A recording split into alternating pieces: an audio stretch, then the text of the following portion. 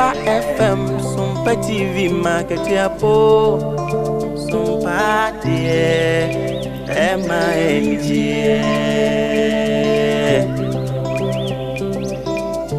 Dichimwa fidi eneto SOMPA FM and TV. Nebema wenijie, eni aketiapa. Nebema wenijio,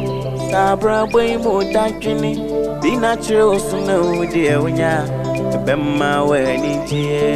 aketiapa so kamu. Ema aketiapa, papa wafidi eneto SOMPA FM and TV. Why?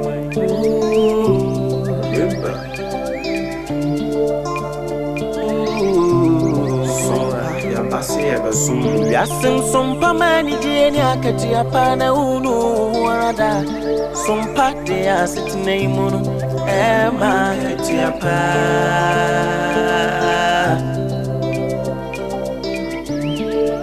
ye no mai munsam makudi munsam yina ne kasebo bijisam ni ejasu sem yina SOMPA de abama SOMPA FM ema akati apa.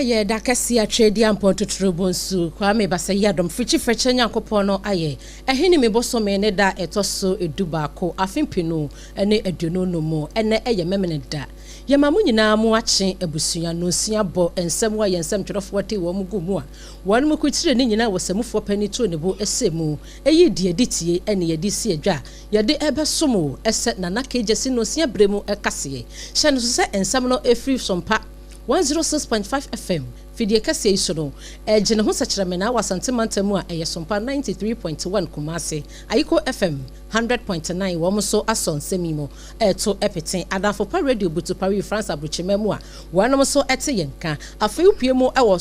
takwa eye SOMPA 101.1 takrade eye SOMPA 103.3 upiemu e wo tachima no so a aya SOMPA 106.1 so nyane so ya SOMPA 98.9 enkranza ya SOMPA 90.7 domaso ya SOMPA 101.3 mankesim enene kwado aya Kingdom 106.1 udi koda ne baby a owo bia baby a FM stations apepia nkoma no egu no aya SOMPA 106.5 FM wonsan kan no aris kan udi koda no ubenya yen YouTube no edem live aya SOMPA FM live Facebook no so aya SOMPA 106.5 FM Accra Sarfo Kanta Kadama wapeja ya Hefri studio ho abesintin time fidie ni so ya share ho na ye na o make kase emom like page ni ma yen na wa share ama foforo so anya bia hwe www.sompaonline.com website ya ye penifo equity nsem nyina potoka sem brofo ye sem for penny no e dia kogu wonom na KJC Company Limited Endpoint Homeopathy na afeyu wonom mo de Trisco Energy Food Drink e by Promasidofo wonom asoya sentontina 74 enso edimu akotene ena no pay ensem ayedidi wontoa no eni animu bi eni so afa ohwe ngomasua so e de atodwa se aban akade a wode bu ngomasua ya egu store so a wo munya ncheye no animonimu ya wono nchente sa wode wo kokobo akwama nananom atena konwa wonom wo enkran asase so se wonom hye no mo fa niema bi enwu akwamudi ensem ehwemu abedadwa se nofo mo kokoram edasoa edinya ewo my Ghana mu na nsambe na wachire anope ye de breo upiemu ewo PULC adwumakoyi akachi a wonu chiremu se atoye emantamu sedie Ghana Water Company Limited wo mu treatment system no ekono ekame sesese ni de eniema ekoyi baabi ade atie dure no ukọ atwema mponua manse no mu a baabi afro se acha so wo mu huna mane pa ewo apomudin mu Yɛbɛkɔ akɔpie mu ɛwɔ bi man so US man mu ɛne yɛbɛkɔ akɔpie na nkɔfo bi asɛbio wɔnom susu sɛ enwuma bi a wɔnom edi ne pɔtam hɔ no ɛbɔ man no yɛde wɔn akɔgyina asɛmdi bia deɛn ɛne firi mu ba abusua ɛnsɛm pii kan yɛnim ho ɛna na no pɛyi ɛnuanom bɛnu yɛsi adwa yɛde somo sɛ sompa nana ka gyesi no sia bre mu ɛkaseɛ apɛsɛmaka de hyia yɛagye pɛne ne yɛsi adwa mimi dini abena badu adepa kofi menembra triple a man ejapia apamdada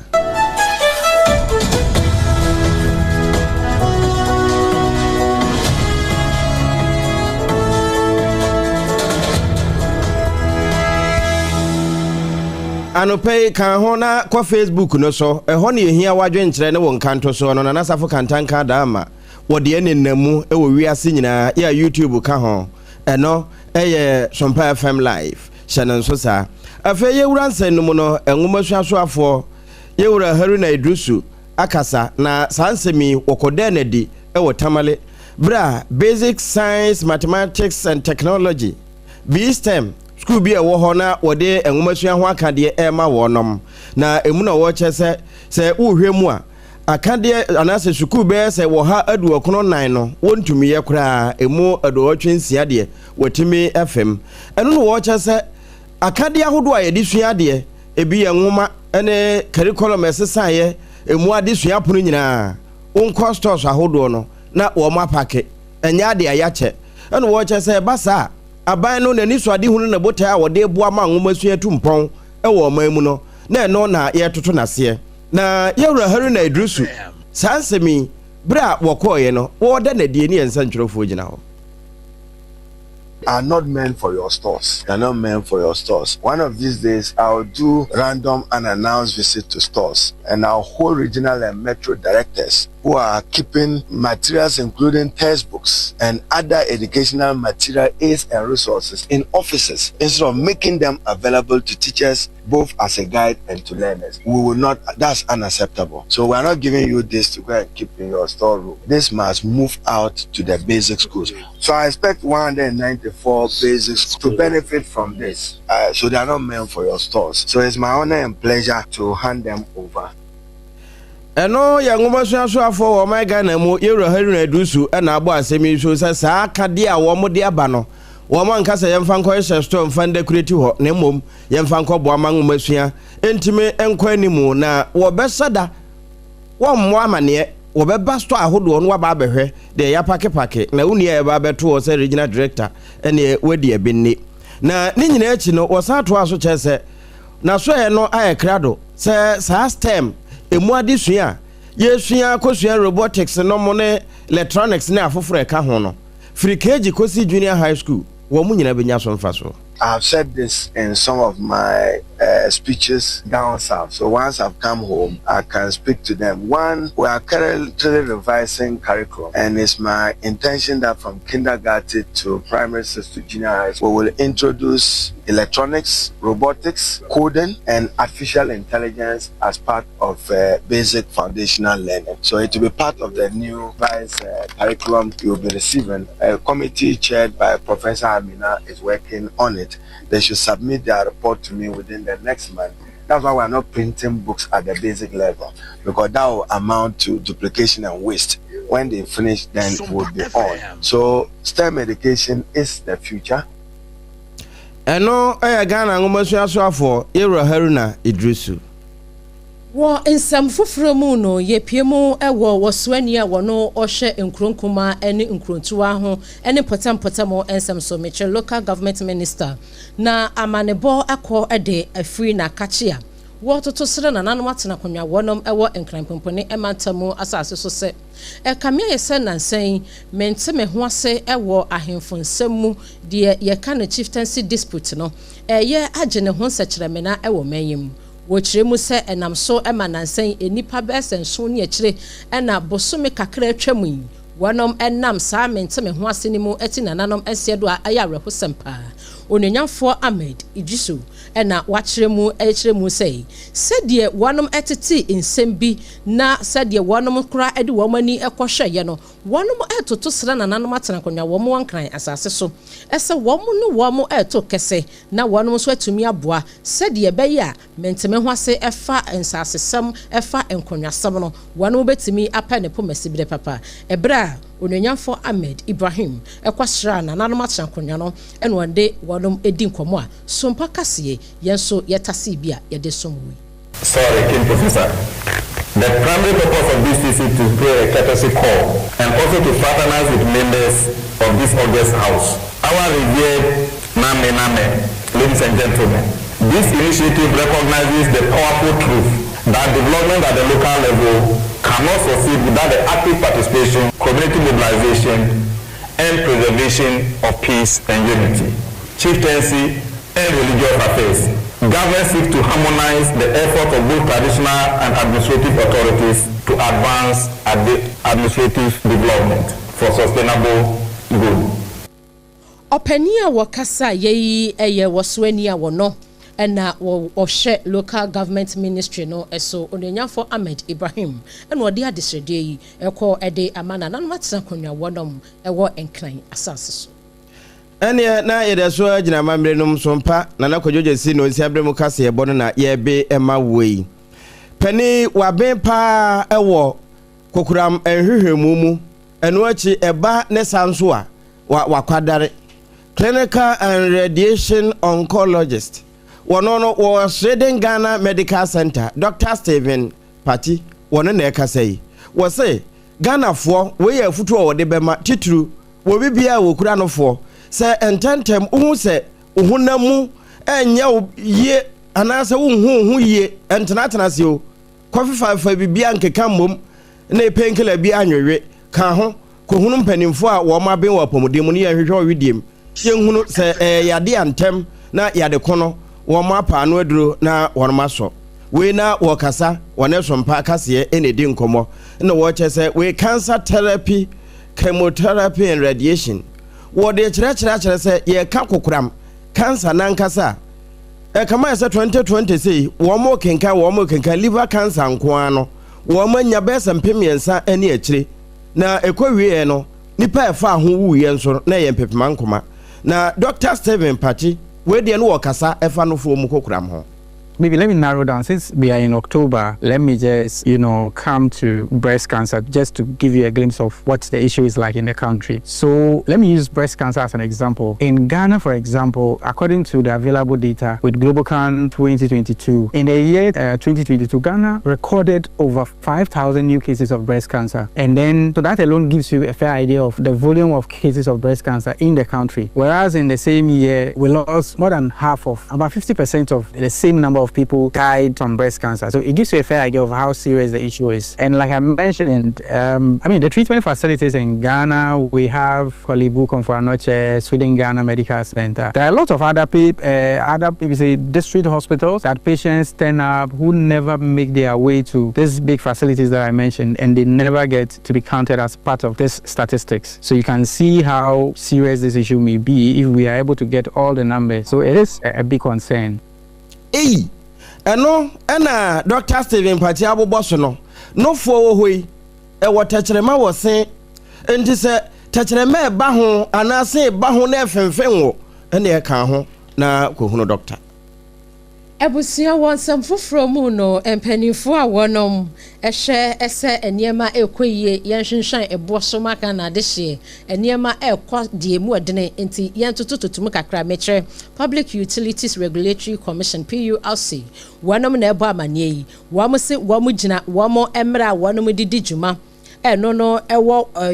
at 1997 at 538 na upiemo ewo sections 3C afi section 3D section 3E and section 11 cross A ni mu a wanum se ema ho kwan pefe ese wanum timi eye hwehwemu edebua Ghana Water Company Limited ye nyina nim se no sade garamsa adama yensuo yensase esei ema mfimfini mantamu kra na nansem ho wo water treatment plant no wo mu kiremu se agensere paint agensemo ntina wo se wanum tum na ebimu a wanum ewo empotamo nso di sukom no ni nyina mu efa garamse mu na ebra PURC wanum hye wo mu hwehwemu ase wanum kiremu se June busuminim ena wanum hyase 16th June ena wo mo hyase ehwehwemu wo mo fa mfimfini mantamu ena wo mo fa atoye mantamu sanse wo mo hwese sa mantam mienu eho pa na etimi tu garamse ma garamse so few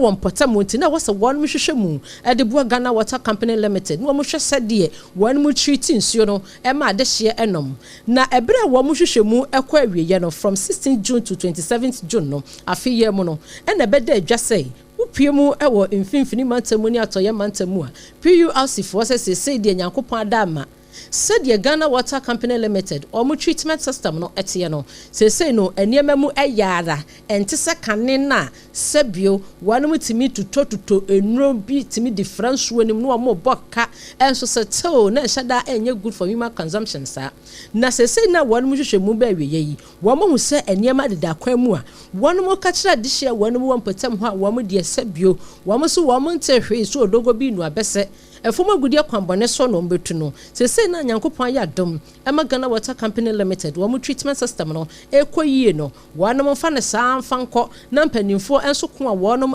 fight galamse illegal mining no yenso yamo wanum na ensuo no eninte eno eni yenkwa esanse water is life we eyamani a PURC adwumeko no so wanum aya wanum de abua Ghana Water Company Limited ya mfimfini mantamu ene atoye mantamu yadani achi ede asomo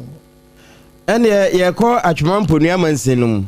temamufo e wo ho na ebosudwetiri sesese de ba bia duru no mpanimfo mrem wonum eka bi ebem ena efe aban enkeka ne ho esanse sabre ye abosome aye womi pink October pa anofo mu kokram ye ko ede atia na mpotam ho nso ema dodo ewo ho titru wonum enyenyem ne wo mu nso kura eje na awo ne wo mu awo ma wo manofo nyina nso no apobudin papa ese wonum nya kwaya wo mu betwa na emu abobo ya wo mbefo no wo mu nkoduru kura na yade foforo asan ba beka ho enti we de okura wonsam akura ni akyekede ni empanimfo mra wonsra ba mu me pasha ya lihwem de de maye pa me kulampo menyam no wo be kwa hospital menam kono akonche wo be kwa case kane boarding wo free hair kwa akonche he ya wo mje 30 cedis ti amra wo ka me kula ahomachi ka bia ni kulum ha ko moto e de me kono nipa miensan yete so 90 cedis ye koye hospital ni kulum hanti me fi moto so si ya me so makunya ba kuma doctor ni nsebla me ka chere nse minti mi akula na ba bonten hwa hospital kwana no abonten hwa na me wotoyi sesia ye doctor komuno ho odin mai se bi kwa ye kwa doctor na se ye nya moto a kan so e maada chewo nante no akokuro foforo so ansa na wanya kai akwaya le sabia enti ye srepa se aban mu ai no mesi doctor dai mai eno ya atasofo ena wo mani abri emma ehuna mane ewa pomuden enkwaje ho no wo mo na ekasai Abusia na KJC Company Limited kwa ba sempremo no bema wonsin shomu ansan wa ham wono mhyase eton adansie niema ewo mayem eboa enketesi amrantie enkokora ne mrewa ema wo mu si dan ye frɛ wono landlords ene landlady no ye twa wono mu pusi sansa wono ma bedom ana pa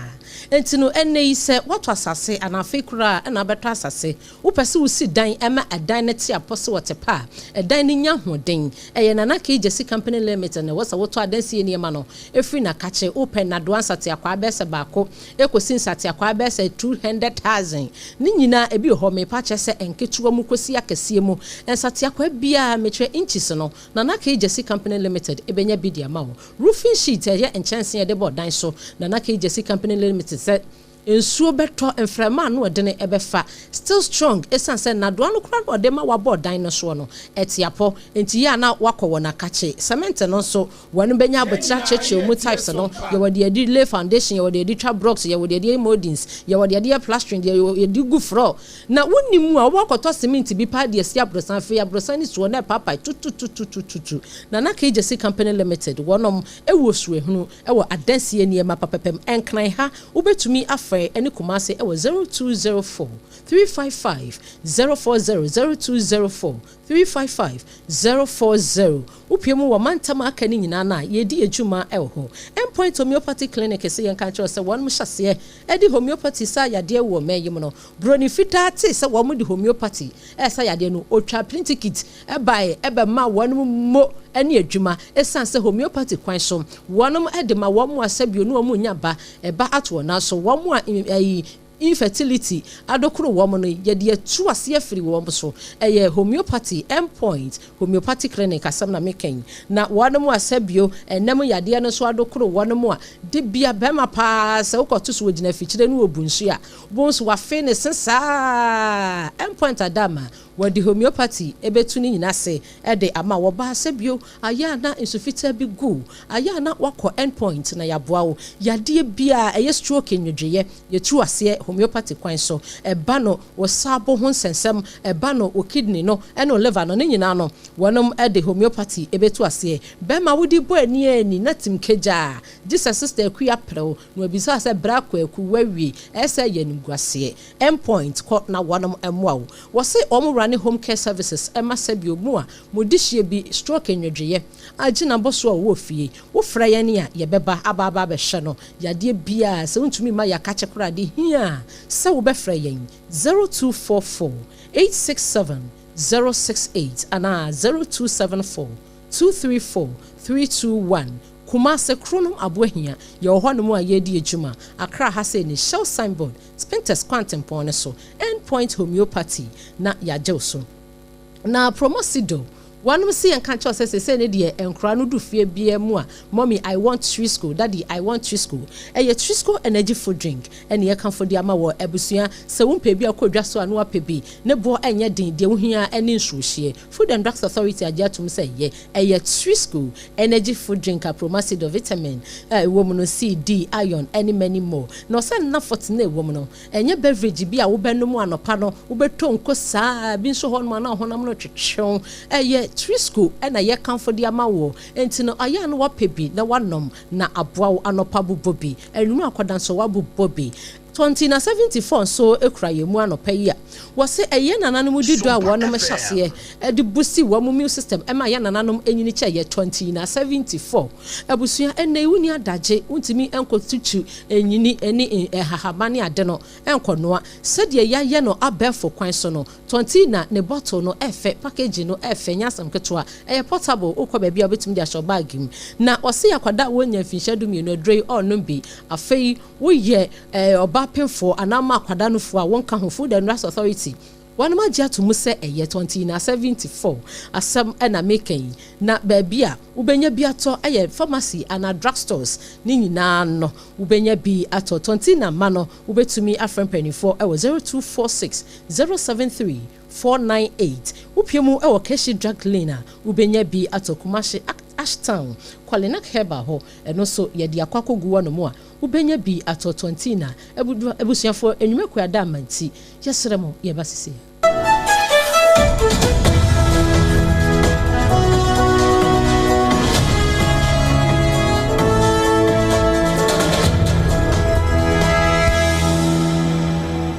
Point homeopathy clinic Ghana had the obi enim sesa ye prostate na baby omutimi ye screening ema hu ni ye etu ase a na ye endpoint homeopathy clinic anase ye kidney ye liver problem wo fa baby na adwo na de fa ne premature ejaculation no a ba ma bi a wo ne wodofo akwakwahia ase wo di ne ho agro ase wo tonte ene ye bra endpoint homeopathy clinic na ye moa wo ema ne mema mo pa wo ye endpoint homeopathy clinic wo mo da mufu a yare bia infections bi ne wo ho anase bia wo hwa wo fa baby na na adwodwo kidney problem prostate de eye endpoint homeopathy clinic kuma se ubehu endpoint homeopathy clinic ewo kronoma bohia ena akra hanso so de wo mu gina mu ankasa ewo spinters bebre friend share signboard no hudru na ubusasa wo pe endpoint homeopathy clinic obia ebechiro for endpoint ewo 0244867068 and 0274234321 endpoint homeopathy clinic wo mu dem Ewra me pacho bra na me hwa de wo bagi bra aden enen so biem hey time heba me hye ya me ka se yi ba kwin ani wayi me yensen bra sanya time heba me hya esi agye me ni me fiefo enya de abako ebeso yen we de udi se ofa ni nyina time heba me hya me ka se me di one dance ya heaven ena de mekwa akopie enti se malaria we draw ne time heba mixture enye enunku o de nanum ato a wontimi anidie no time heba mixture duro no ena ye ma o oba a wafa afuro de o ma akwada nofo ene akwada woni mfie dumienu entimi num aduro yi bi se obeto aduro yi bi anoma hwe se wakọ hospital anase lab am ye hu se wo atridie malaria yi bi ansa se o petam heba mixture enu dudu atu a fo ani kire KNG Herbal Center ewo Emrom Abidjan House ana ba akoso wo atonsu Monaco Junction eno echi obenya bi atowo over the counter medicine sellers any herbal shop dodo na emu Fre 0244417669 kayo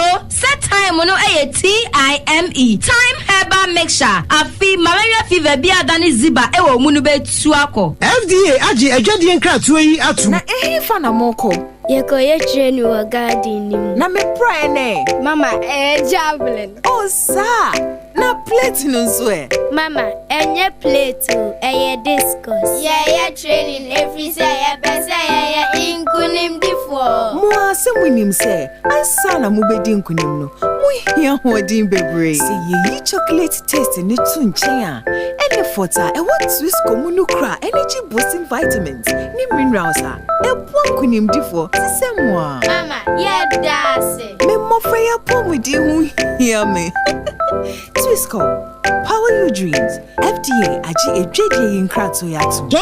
Tontonte. Yenno nsane efadwen. Ne efadwen ampa. Say na nim se brebi beba ama tonti na 74 opa ye ne simple. T74 abeye adru. Tonti na 74 ana T74 asa twe yadwene esina nanom dodo so. Se de na dodo bua ma na nanom enyare basabasa no saa na tonti na 74 ana T74 ebu anipadua no. Emo immune support enti obi onum bie no. Abrebia ne ho den. Tonti na 74 yin so yaye no se nsuo krokro wa kama enti ba bia wonam bia obetimi de wade akọ. Samene wa ankefi na kroi eda no nko na wie ye wa bra mennom T74. Samennom tonti na 74 menya hoɔden mennom ne da bia. T74 yi eye hahama ene ye de aye na DHC ena aframa na ye kama saa no. T74 ahoɔden ni apomuden ko a. Wokɔ pharmacy ana ba bia to nno bia ubenya tonti na 74 yi bia to. T74 yi enye ma oba wafa afuro ana obi a ɔma nufoɔ ana se obi a onya mfie dumienu. Etufon frɛ 050-162-8931 and 0246-073-498. FDA agi adwadie nkratoa yi atom.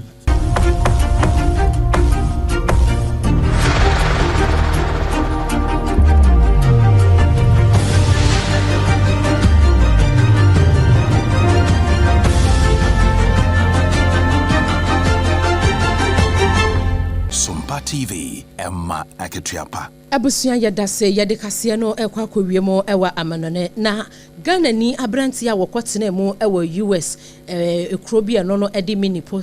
poster Minnesota ya na oye poster worker wonum kiremu se posifu a wonum ewon potam ho ekire no ekwa wiase ede ne kotu eye posi wonum akache a afei won beka kire abusuan ne se wati nananom se de no na busuan wonom eso wo Ghana na afei amanone ede krata akwa kopiemu ewa US District Court se wonom ntiase ne wom ntiase kina esanse Kinsley Fifi Bimpong weye obi a sebio oye Ghana ni nemom wakotena eye Minnesota ho edi ne dwuma yi a enye ekwan boni bia so na wo mo kiremu sei November 16 2024 no ena abrantie yi efiri adwumam na o complain se niti eye ne ya na ebra wakotena ne hyemu no wo mahu ba bi ofa ye bio posifu kiremu se wo mahu ya ne se traffic aso red mean stop na abrantie de wo twifam saa no mu ena wo mo kye na fofia nto ata no adwade aba mu a wo mo de ne kwotu mu ekɔ wiase wo no bɛkyerɛ mu sɛ wati nananom siadui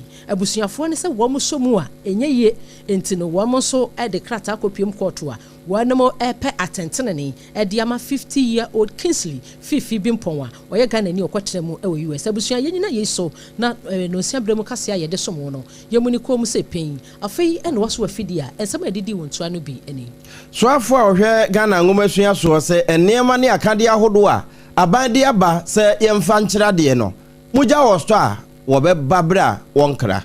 PURC Ejumeko na ba mani SOPM atoye mantemu na mfimfini mantemu Ghana Water Company Limited wo treatment system no sesei enema eda kwem Sweden Ghana Medical Center Dr. Steven Pachise breast cancer sesei o ka Ghana yade ahodo no ye bubodia common papa Yekopie mu ewo bi my so United States of America Minnesota abrantia wanya mfihia no aduonum Kingsley Fifi Bimpon ya 16th November 2024 no posifo chi na ekowia se woti nananom sedo no abusuafo se wo mo hia atentene ne nti wo mo de krata kopie mu US District Court wa yedi mu nsam so esomo na SMP eka yenim ho ene na no pay enuanu banu yesi adwana na KJC Company Limited e de adansi enema eso yasene endpoint homeopathy kwan so etu yade ase ede ama o so ho atọ Promasido for ede Trisco energy food drink and so eso yasene 2074 se ye nananom di do no asanso aba ya no apebi akwada wonya mfihya dumyeno oba pefo oba a wo makwada no fo enka ho wenum nwumaku a wonum so yasene mansemi efri SOMPA 106.5 FM so no ekwaje ne ho sakyereme na wasante mantemu SOMPA 93.1 Kumase Ayiko FM 100.9 Kumase Adafo pa radio Paris France abrochimemo upiemo ewotakwa eye SOMPA 101.1 takrade ya SOMPA 103.3 tachimani ya SOMPA 106.1 sunyani ya SOMPA 98.9 enkranza ya SOMPA 90.7 doma ya SOMPA 101.3 mankesim ne nkwado ya SOMPA 106.1 afei udikoda note yenkan ewoso ya SOMPA 106.5 na SOMPA FM no YouTube and SOMPA 106.5 FM Accra Facebook Sarfo kantanka dama we stream live ho yadamu nyina mu ase www.sompaonline.com yesamu for penyo atabwata dama ko kire nsam ade beso no pay afoforo bi ka ho poto kasa mu brofo e de agu no betumi akokenkan bie apesma kan de hye na no pay ye je penny esi adwa ebe bi nsami emao mimidin abena badu adepa kofi menembra triple emai ejapia apam dada